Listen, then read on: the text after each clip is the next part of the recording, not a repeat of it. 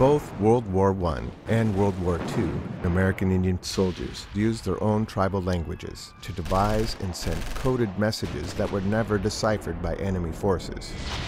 Their words, literally, became weapons of war spoken in the language of victory.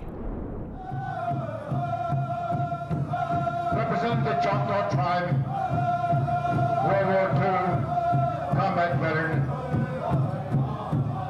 Mr. Slips Billy. In 1992, a rare gathering of World War II code talkers from 3 tribes took place during an honor powwow held near Oklahoma City. There, Choctaw, Comanche, and Navajo code talkers shared their wartime experiences and explained how they used their tribal languages to talk the talk that defeated America's enemies. I knew as I read current events, newspaper accounts, that we were preparing for a conflict, but didn't know where. And I was at the right age, and more or less curiosity led me to go into service. That picture of the platoon that I was in was taken at Fort Sill, September 16, 1940, when I was taken. I was a squad leader. Start out with, we had around 17 Choctaws. Some of them were transferred to headquarters. Some were sent as runners between companies, sending messages. You know, this individual would send messages to the next unit or something. And that's how we survive, is just using our language, because we had it at hand. We didn't go in no classrooms and study, because we just talk to one another like we did back home.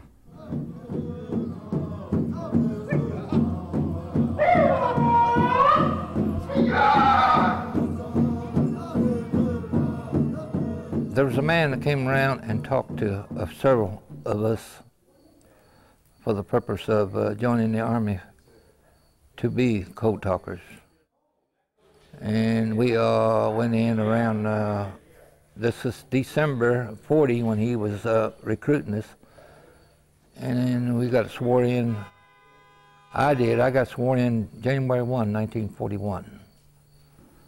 And we went from there to Fort Benning, Georgia, took our training. We started out with 17. And the time we entered the war, there was only 13 of us left.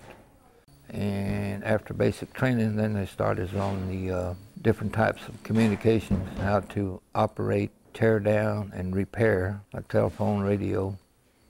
A lot of military terms, there's no Comanche word for them.